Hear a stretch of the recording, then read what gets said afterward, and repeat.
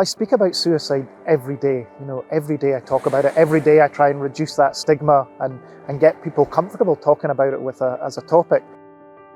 I lost my cousin to suicide 13 years ago, Katrina. She was a couple of years older than me.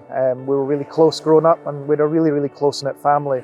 We have a number of people in the family who work in healthcare, who work in policing. My granddad was a Church of Scotland minister. You think all the supports that somebody might need were there, and it still happened.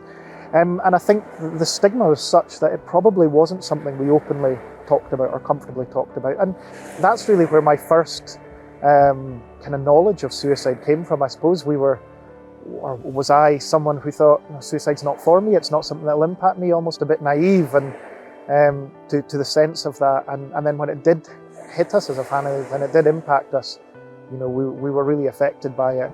And that's where my drive to want to be involved in something that every day I felt I could make a difference and get reward from. And there are some really, really tough days in suicide prevention, and there's some really tough days where I remember what as a family we've been through, and I just have to make sure that I'm looking after myself with that as well. But there are some fantastically rewarding days that I probably didn't find in my previous career.